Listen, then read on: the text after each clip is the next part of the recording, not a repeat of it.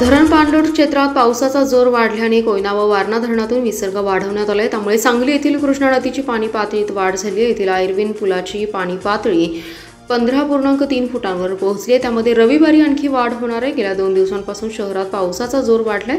शुक्रवारी रात्री व शनिवारी पाऊस सुरू आहे। शिराळा, वाळवा, मिरज, पलूस तालुक्यात पावसाचा जोर असून उर्वरित ठिकाणी रिमझिम पाऊस सुरू आहे। कोयना व वारणा धरण पाणलोट क्षेत्रात देखील पावसाचा जोर वाढलाय। कोयना धरणातून शनिवारी सायंकाळी 5 वाजता विसर्ग वाढवण्यात आलाय। कोयना धरणाचे 6 वक्र दरवाजे 4 फुटांवरून 5 फुटांपर्यंत वाढवण्यात आले असून 20,900 क्युसेक पाण्याचा विसर्ग सुरू करण्यात आला। तर कोयना धरण पायथा विद्युतगृहाचे 2ही युनिट सुरू असून त्याद्वारे 2100 क्युसेक विसर्ग सुरू आहे। एकूण 23,000 क्युसेक पाण्याचा विसर्ग नदीपात्रात सुरू आहे। तर वारणा धरणातून 10,260 क्युसेक पाण्याचा विसर्ग सुरू आहे। धरणातून पाण्याचा विसर्ग सुरू केल्याने नदीच्या पाणी पात्रात देखील झपाट्याने वाढ होत चालली आहे। येथील आयर्विन पुलाची पाणी पातळी शनिवारी सायंकाळी 15.3 फुटांवर पोहोचली होती। रविवारी पाणी पातळीत आणखी वाढ होण्याची शक्यता आहे। त्यामुळे नदीकाठच्या नागरिकांना सतर्कतेचा इशारा दिलाय। आगामी सण उत्सव शांततेत पार पाडावेत, कोणताही अनुचित प्रकार घडू नये यासाठी मंडळाच्या पदाधिकाऱ्यांनी सहकार्य करावे। डॉल्बी चालक आणि मालकांनी ध्वनी मर्यादेचं उल्लंघन करू नये। विभस्त गाणी तसेच धार्मिक भावना भडकवणारी गाणी लावल्यास ते थेट डॉल्बी जप्त करून त्यांच्यावर गुन्हे दाखल करू असा इशारा पोलिसांनी दिलाय। आगामी सण उत्सवाच्या पार्श्वभूमीवर सांगली उपविभागीय कार्यालयाच्या हद्दीतील सर्व डॉल्बी मालकांची बैठक आज पार पडली। या बैठकीस सहाय्यक पोलीस अधीक्षक विमला एम, सांगली शहरचे पोलीस निरीक्षक संजय मोरे, सांगली ग्रामीणचे किरण चौगले, विश्रामबागचे सुधीर भालेराव आणि संजय नगरचे सूरज बिजली यांच्यासह अधिकारी आणि कर्मचारी उपस्थित होते। आगामी उत्सव, नागपंचमी, गणेशोत्सव तसेच इतर सणांच्या पार्श्वभूमीवर पोलिसांनी विशेष खबरदारी घेतली आहे। शहरातील सर्व डॉल्बी मालकांची माहिती मागवण्यात आली। या बैठकीत डॉल्बी चालक, डीजे ऑपरेटर यांना कायद्याबाबत माहिती, अटी, शर्ती आणि ध्वनी मर्यादेचं पालन करण्यात यावं असे निर्देश दिले। ध्वनी मर्यादेपेक्षा जास्त आवाज सोडल्यास त्यांच्यावर गाठोडं कारवाई करण्यात येईल। विभस्त गाणी लावून तणाव निर्माण करण्याचा प्रयत्न केल्यास संबंधित मंडळाचे अध्यक्ष आणि डॉल्बी मालक यांच्यावर गुन्हे दाखल करून त्यांना अटक करण्यात येईल। डॉल्बीमुळे वृद्ध, गरोदर स्त्रिया, लहान मुले यांना त्रास होईल असा आवाज सोडू नये, अन्यथा त्यांच्यावर कारवाई करण्यात येईल असा इशारा यावेळी देण्यात आला आहे। चांदोली धरण पाणलोट क्षेत्रात पडणाऱ्या पावसाचा जोर मध्यंतरी कमी झाला होता। मात्र गेले 2 दिवस पावसाने जोर धरला असल्यामुळे धरणाच्या पाणी पातळीत झपाट्याने वाढ होत असून धरणाची पाणी पातळी नियंत्रित ठेवण्यासाठी शनिवारी पहाटे 6 वाजता धरणाच्या वक्राकार दरवाजातून 8,630 क्युसेक व विद्युतगृहातून 1,630 क्युसेक असा एकूण 10,230 क्युसेक पाण्याचा विसर्ग नदीपात्रात सुरू करण्यात आलाय। त्यामुळे वारणा नदीकाठच्या गावांना सतर्कतेचा इशारा देण्यात आलाय। सध्या धरणात मोठ्या प्रमाणात पाण्याची आवक सुरू असून पावसाचं प्रमाण वाढल्यास विसर्गात वाढ केली जाणार असल्याची ही माहिती धरण प्रशासनाच्या वतीने देण्यात आली आहे। सध्या धरणात 28.77 टीएमसी पाणी साठा आहे। शनिवार दुपारपर्यंत 19 मिलीमीटर इतका पाऊस झाला असून आज अखेर एकूण 1,866 मिलीमीटर पाऊस पडल्याची नोंद येथील पर्जन्यमापन केंद्रावर झाली आहे। उरण ईश्वरपूर नामकरणाबाबत केंद्र शासनाकडे मी व धैर्यशील माने दोघे एकत्रितपणे पाठपुरावा करू अशी ग्वाही खासदार श्रीकांत शिंदे यांनी दिली आहे। शिवसेनेचे नेते श्रीकांत शिंदे कोल्हापूर दौऱ्यावर असताना खासदार धैर्यशील माने यांच्या प्रमुख उपस्थितीत सांगली जिल्हाप्रमुख आनंदराव पवार यांनी निवेदन दिलं।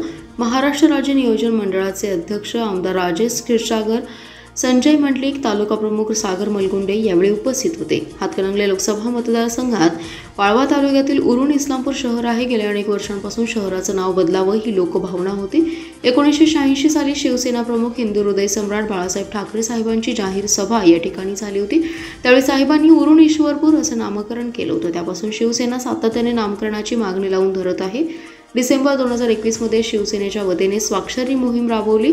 शिवसेना जिल्हा प्रमुख आनंदराव पवार यांच्या प्रयत्नाने 30 ते 35 हजार नागरिक बंधू भगिनींनी सहभाग नोंदवला। राज्याचे उपमुख्यमंत्री एकनाथ शिंदे यांनी सुद्धा मुख्यमंत्री असताना तशी घोषणा केली। राज्य शासनाकडून नगरपालिकेकडे प्रस्तावाची मागणी केली होती। 18 जुलै रोजी विधानभवनात प्रस्तावावर चर्चा झाली।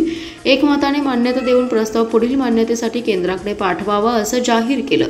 एकमताने ठराव संमत करण्यात आला। आपल्या स्तरावर प्रयत्न करून केंद्र शासनाकडून शहराचं नाव उरण ईश्वरपूर असं नामकरण होण्यात मोलाचं योगदान द्यावं असं यावेळी या निवेदनात म्हटलंय। अपंग बांधकाम कामगार योजनेतील 2 लाख रुपयांचा लाभ मिळवण्यासाठी बनावट अपंग प्रमाणपत्र जोडून शासनाची फसवणूक करण्याचा प्रयत्न करणाऱ्या दोघांवर गुन्हा दाखल करण्यात आलाय।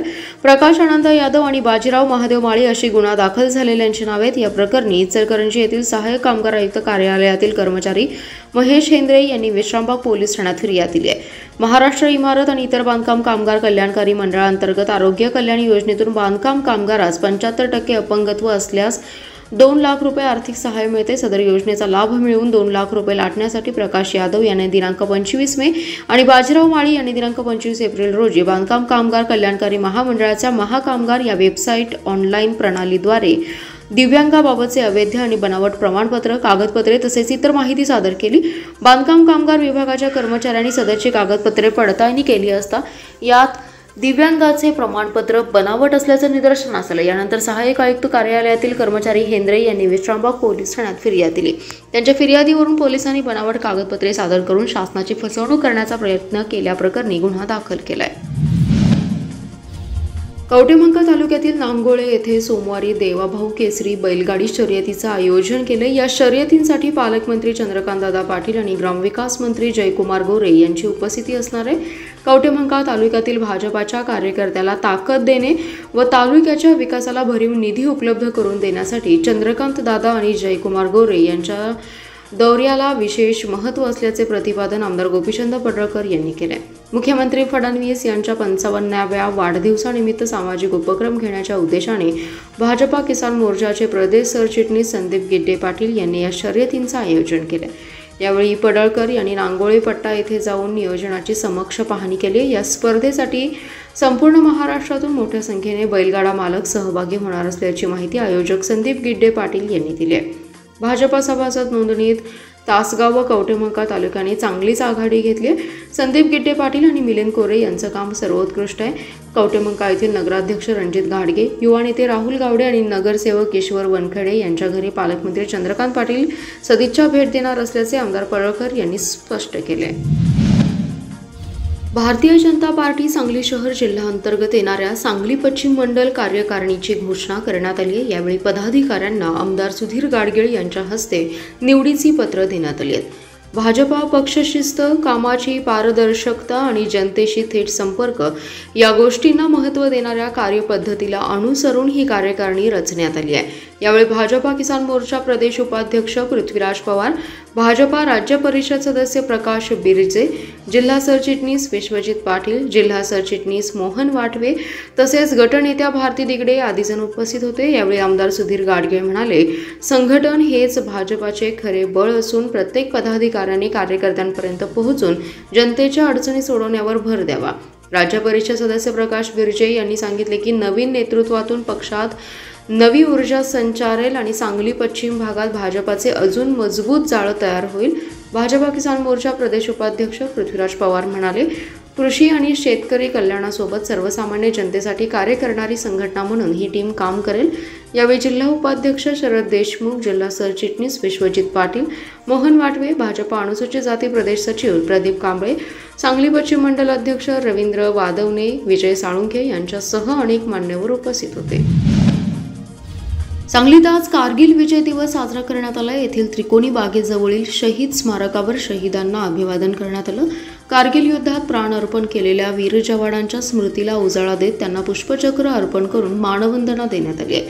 जय हिंद, शहीद जवान अमर रहे अशा घोषणा देत तिरंगा रॅली काढण्यात आली। आमदार सुधीर गाडगे आणि शौर्यचक्र विजेते निवृत्त विंग कमांडर प्रकाश नवले यांच्या हस्ते शहीद स्मारकावर पुष्पचक्र अर्पण करण्यात आले। कार्यक्रमाचे आयोजन भारतीय माजी सैनिक संघटनेच्या जिल्हा शाखेतर्फे करण्यात आले। यावेळी संघटनेचे विभागीय अध्यक्ष सुभेदार मेजर रमेश चव्हाण तसेच भारतीय माजी सैनिक संघटनेचे जिल्हा पदाधिकारी पांडुरंग भोसले, संपतराव निंबाळकर, अर्जुन लिंगडे, सतीश पाटील, गणपत चव्हाण आणि नंदकुमार पांढरे आणि माजी सैनिक तसेच नागरिक उपस्थित होते। या कार्यक्रमात वीर माता आणि वीर पत्नी यांचा विशेष सत्कार करण्यात आलाय। प्रमुख पाहुण्यांच्या हस्ते त्यांना शाल, श्रीफळ आणि सन्मान चिन्ह देऊन गौरवण्यात आले। माधवनगर येथील इंडोटेक्स एक्सपोर्ट संजय इंडस्ट्रीज या फर्मची 19,64,000ची फसवणूक केल्याचा प्रकार आज उघडकीस आलाय। ठाणे येथील एका व्यापाऱ्याने सदरची फसवणूक केली। या प्रकरणी ममता राजेंद्र कुमार बाफना यांनी कुपवाड पोलीस ठाण्यात फिर्याद दिली आहे। त्यांच्या फिर्यादीवरून पोलिसांनी ठाणे येथील सागर नारायणदास केसवानी यांच्यावर गुन्हा दाखल केला आहे।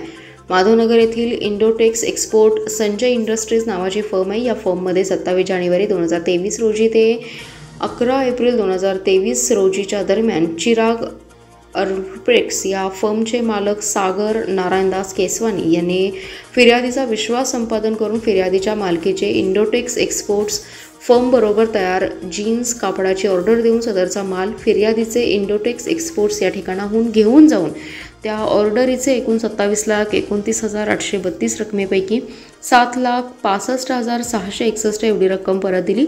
उर्वरित 19,64,409 रुपये रकमेची वेळोवेळी मागणी केली असता सागर केसवानी यांनी सदरची रक्कम देण्यास टाळाटाळ केली। आपली फसवणूक झाल्याचं निदर्शनास येताच कुपवाड पोलिसात धाव घेऊन फसवणुकीची तक्रार दाखल केली। या प्रकरणी ठाणे येथील एका जणावर गुन्हा दाखल करण्यात आला आहे।